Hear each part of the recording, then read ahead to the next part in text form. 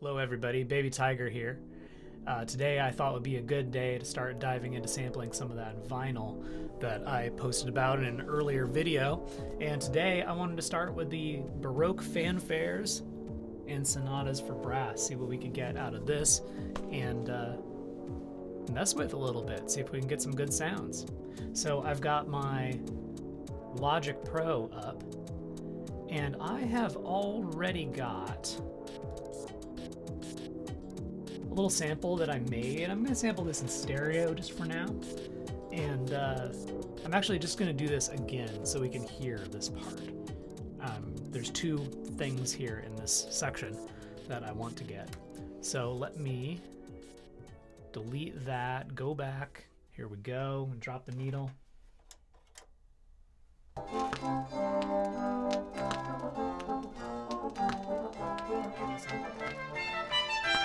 Okay, enough of that. Let me turn off the turntable here, and then we're gonna go on to the next thing. So there's two parts to this. The first one was, I kind of lost the spot. I should have dropped a marker in. Here we go. This right here, that is the sample that I want to get. And right about there, let's see if that sounds right. Yeah, perfect. Okay, so split this off here. Whoops, that's musical typing. Wrong app. Here we go. Let's split it. Control T is what this one does. Cool. So split off that sample. And then the second one that I wanted to get was in this region someplace. I feel like it was maybe this. Not quite. Right there. That's it. All right, so split this off.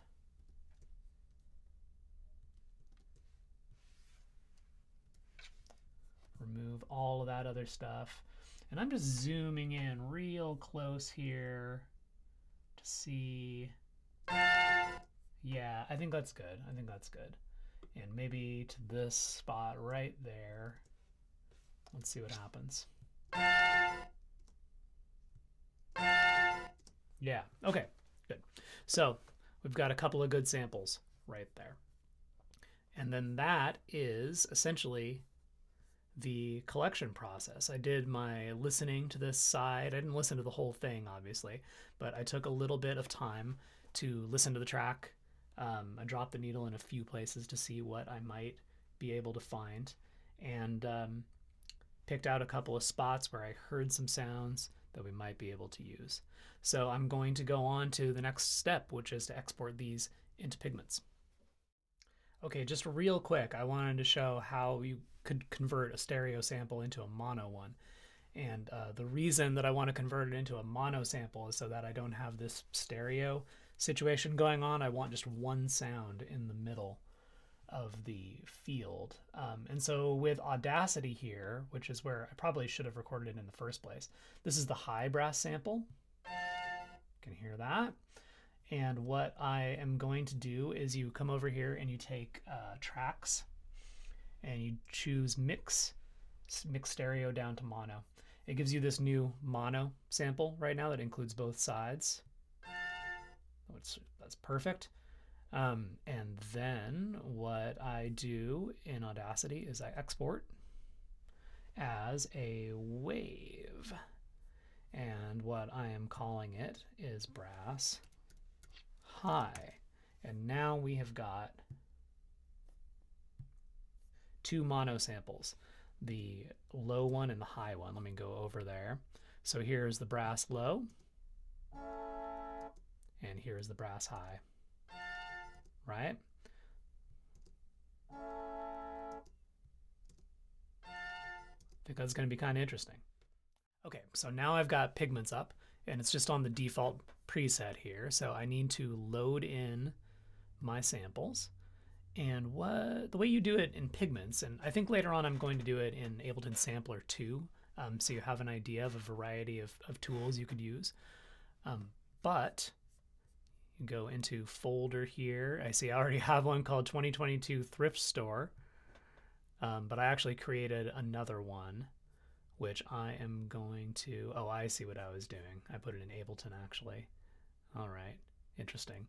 Well, I decided to start collecting my samples actually on my samples hard drive here. So here we are. And I'm going to start off with brass low.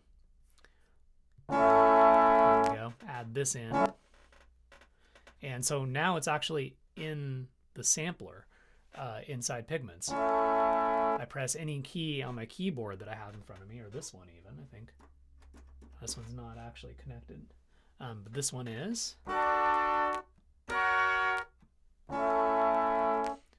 So the way these work usually is that what's mapped to the way these work usually is that the sample is mapped to middle C.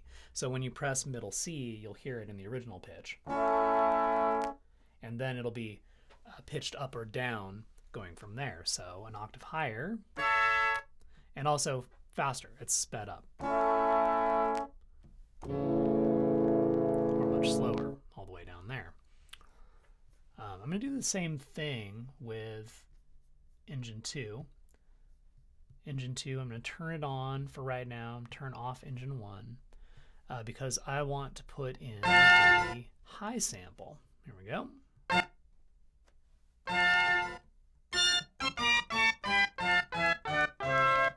It's already pretty hilarious.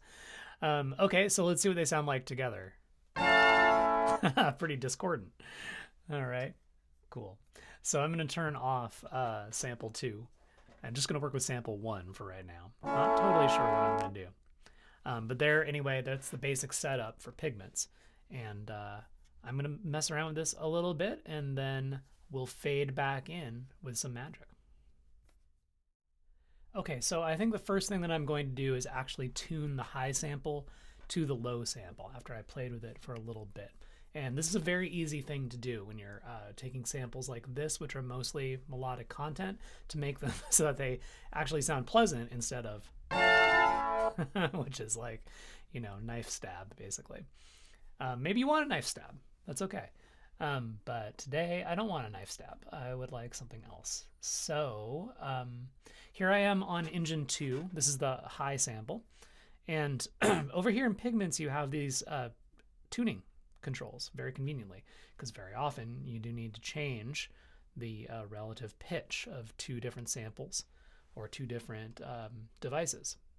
So let's see if we can find one that sounds good.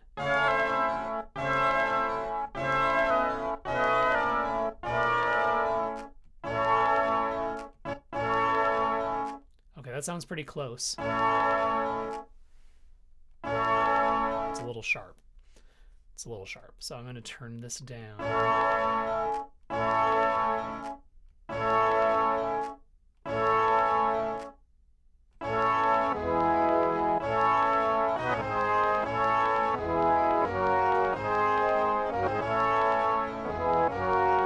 love that. You hear that harpsichord in the background, just kind of making these random sounds.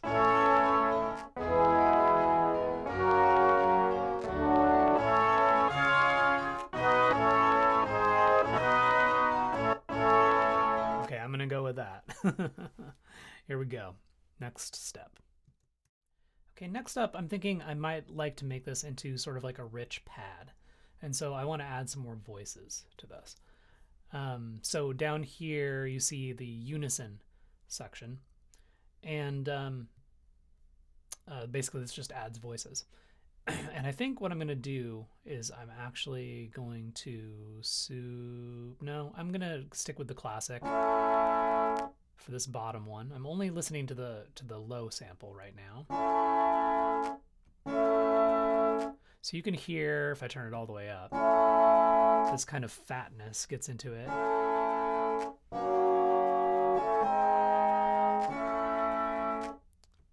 And then if I detune it just a little bit, so that's already too much. Maybe 1%. I'm going to pull back the number of voices too. I think let's try about 6.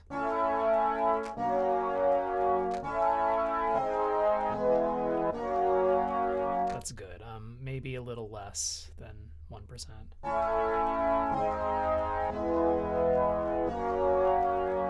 Okay, so I want to do something similar with the other one, but this can get to be really messy when you have multiple samples with different voices. So I think what I'm going to do with this top one is this one. I might do the super saw on this one, which all the super saw does is it phases it slightly, basically. So let's hear these together.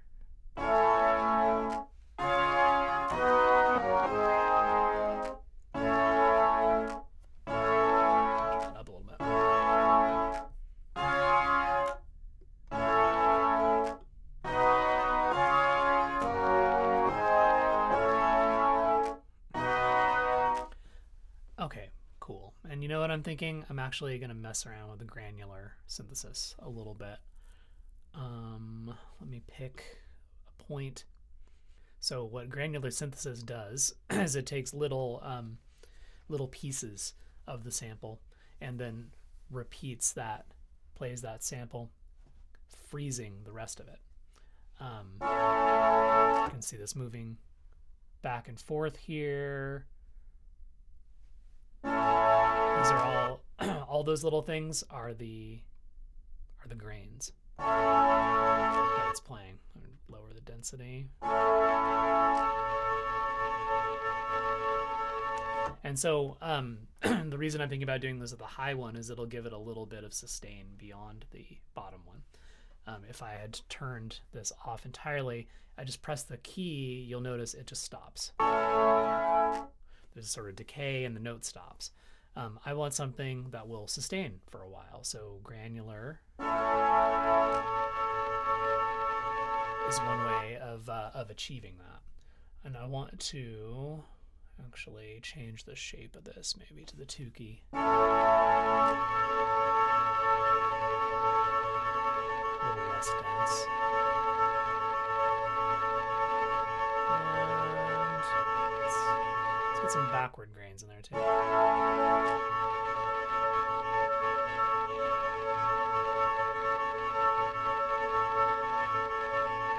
So backward grains means that it's going to go and it's going to take some from this playhead, the play point, going backwards.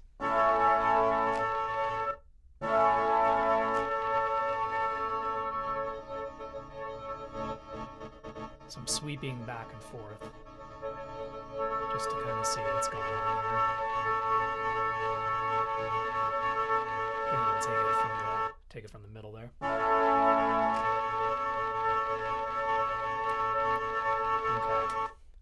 Having done that, I'm actually going to go back to this and I am going to change the way this plays so that we actually get some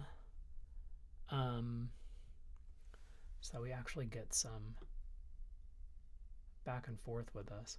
Let's loop it. Let's go back and forth. Let's start from the beginning.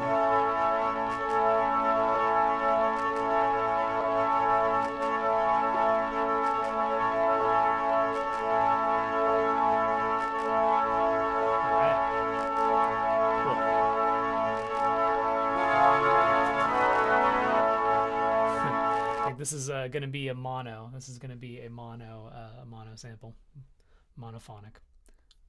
Okay, so I'll be back in just a little bit. Okay, so I think the next thing that needs to happen is I want to change the relative volume of these two and then add some filtering to it, which we don't really have going at the moment. So sample 1, oh, and then one thing I did just a moment ago is I changed a couple of these things. Here in playback A, I increased the loop fade,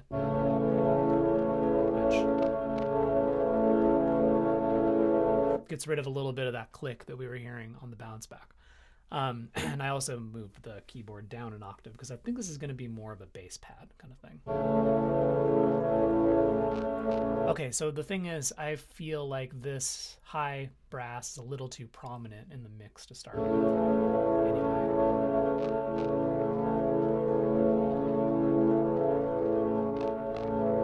Let's bring that down a little bit. You can hear that. You get a little bit of that, more of that crackle from the vinyl. Hear that rhythmic. Right there.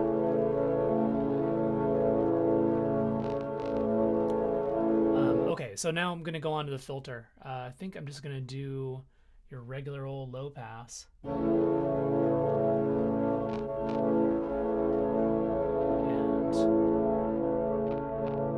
it's going to mute that crackle a little bit. But it's still there. And maybe get a little resonance, a little mid-range bump here.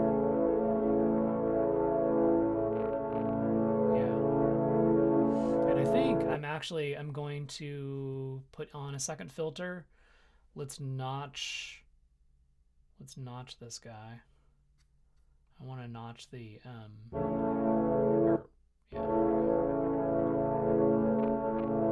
So I think it's maybe about here.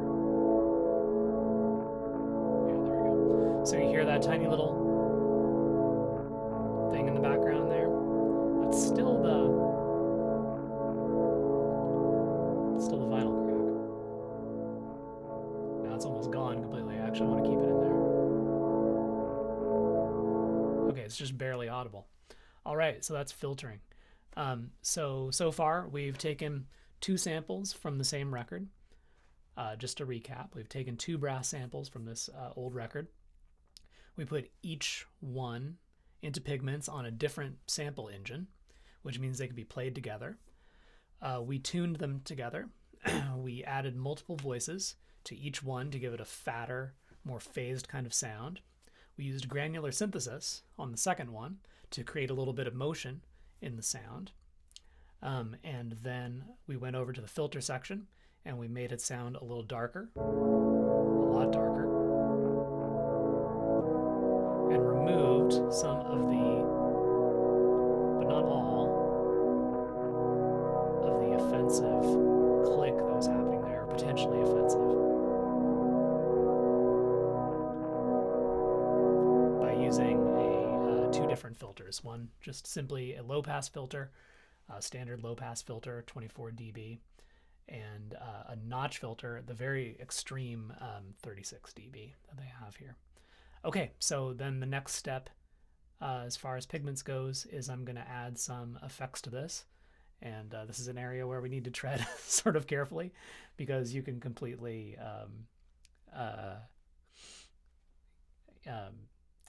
you can overdo it with effects. I'll put it that way. So here we go, on to the next video. Okay, so I'm going to do this part in real time because I don't think I'm going to do too much with it, actually.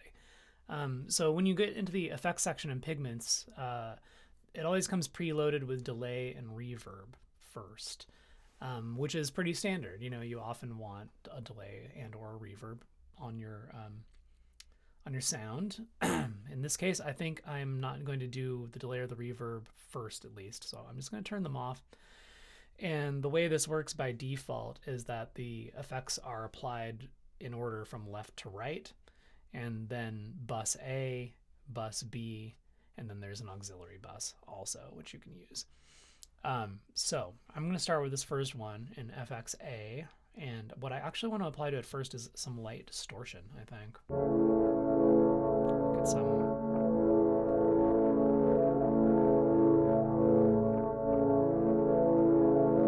just something that sounds a little bit like saturation. So this is soft clipping.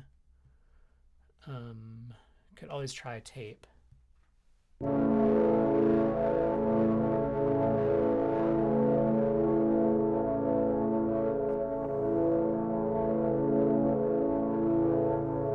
That's pretty. I'm going to try another one. Germanium is also another one of my favorites. The Germanium distortion is a model of an analog germanium circuit.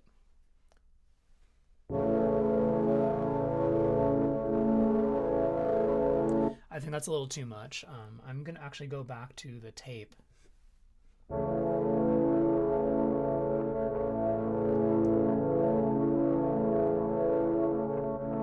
It has that kind of like light saturation that I'm looking for. And then I think reverb is the thing. You can see all the different kinds of effects that they have here. They have distortion, they have compressor effects, modulation effects, which it's already kind of chorused, so I don't really want to do that. And then I could EQ this if I needed to, but I feel like I already EQ'd it pretty well in the just using the initial filters. And then delay, maybe. Let's listen to the reverb first. So.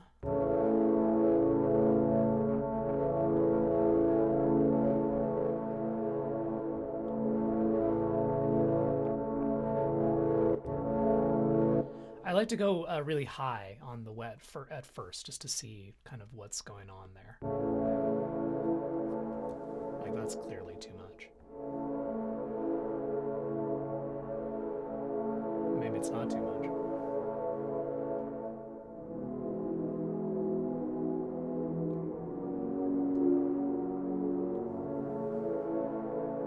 I do think it's too much, but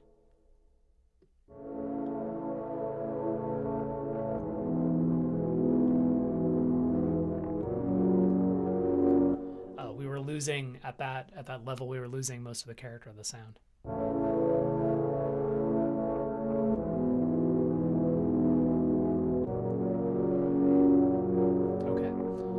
Like that. I think I'm gonna actually reduce the size of this room.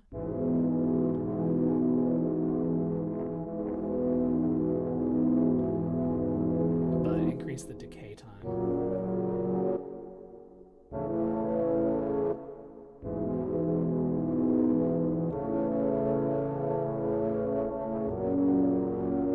And turn down the damping. So up for myself.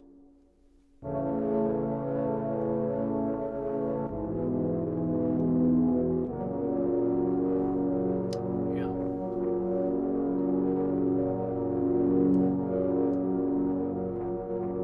That's pretty good. I like that. Okay, so then the very last thing, I want to try a little bit of delay and just see how that goes. So let's just do a regular old delay here. And let's get a lot of it on just to see what it sounds like with a lot. Oh, I see. Yeah.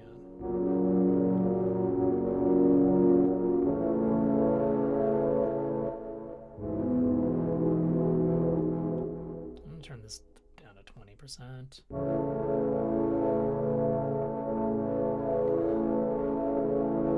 And I'm going to actually change it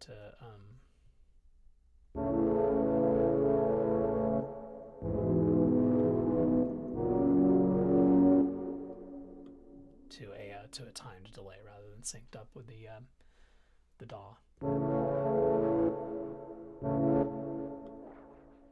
Nice short delay.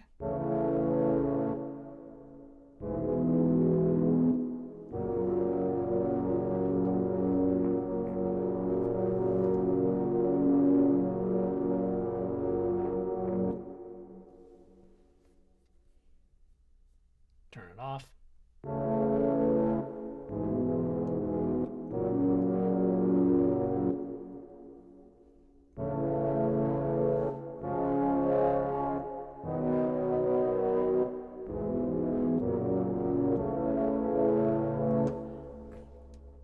Okay. I think we got something here. Except for that the one last thing that I want to do is come back to the filters. And I believe, yeah, if I mess with the resonance here, it changes the Q of the notch filter rather than being resonance. Because I felt like I lost too much of those mids.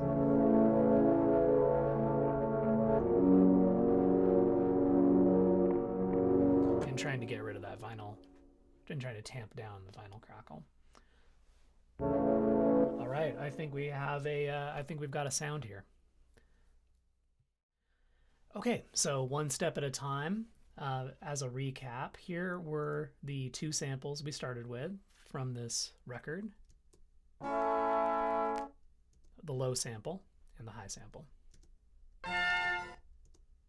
We put them together to play simultaneously, tuned various other tricks that I recapped earlier, and we got a sound something like this.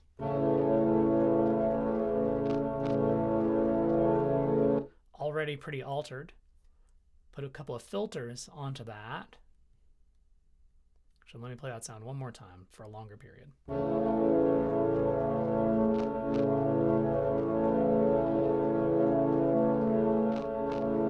Okay, a couple of filters to change that sound.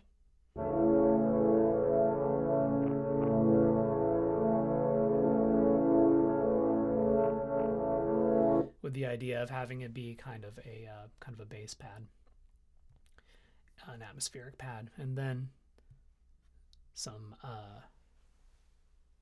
sound effects put onto that.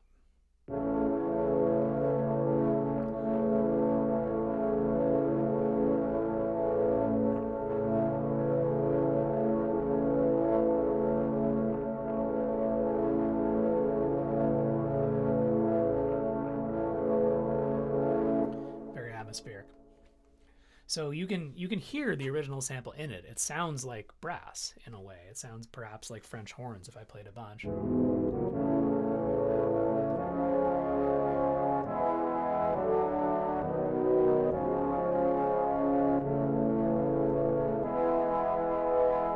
Trombones perhaps.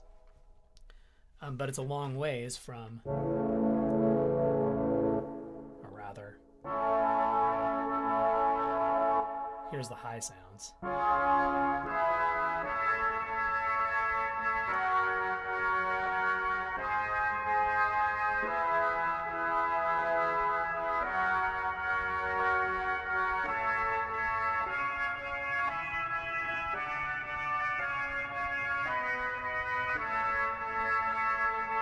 Up there it has kind of an organ quality to it.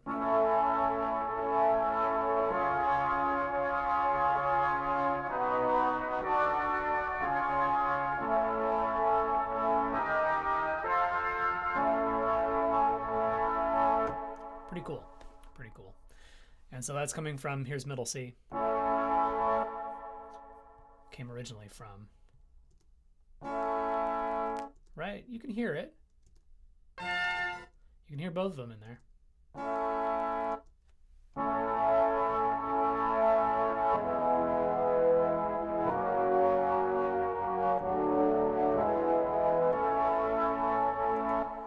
So whatever you sample is going to remain the core of the sound. It's not going to be transformed so utterly that it'll have no relationship whatsoever. But anyway, there's that. So now we have a new sound. We've got a pad. I hope you enjoyed that little walkthrough how to do something like that in Pigments. And next time, we'll see what else is in this crazy stack of records and what else we might be able to come up with and get that much closer to making a track with some vinyl samples. Until next time.